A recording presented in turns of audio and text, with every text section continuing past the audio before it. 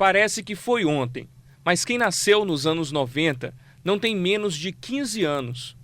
A última década do século passado foi marcada por grandes acontecimentos mundiais, como o fim da Guerra Fria, a consolidação de regime democrático e o começo da popularização dos computadores pessoais e da rede mundial de computadores, a internet.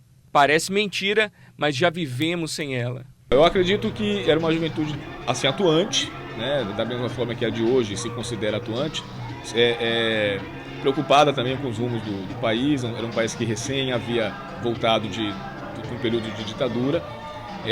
Tanto que o único presidente da República que sofreu processo de impeachment até hoje foi nos anos 90. E o presidente Collor, devido muito à pressão das ruas. Assim, não foi só um arranjo político, mas foi uma situação insustentável para o Collor.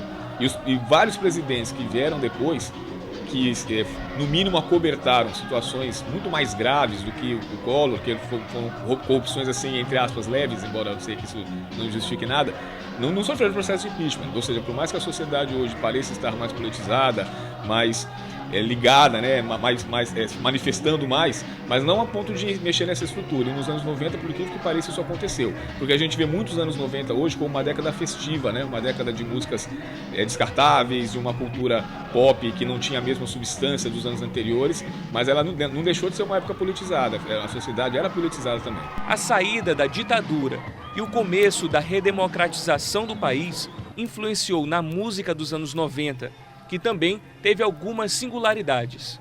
Eu diria que foi uma década mais alegre, mais festiva do que a anterior, que tinham músicas mais elaboradas, mais progressivas, né, teclados, músicas sem refrão, mas que isso não significou dizer que era uma década alienada. Foi uma década de músicas também com substância. A música de hoje, dos anos 2000, elas têm influência, tem alguma coisa que começou lá nos anos 90 e que a gente vive até hoje? Sempre tem. Eu ouço Coldplay, por exemplo, e a gente ouve o Radiohead, que foi um marco dos anos 90. Ou o próprio U2, que continua influenciando gerações, e foi uma banda que vem desde os anos 80.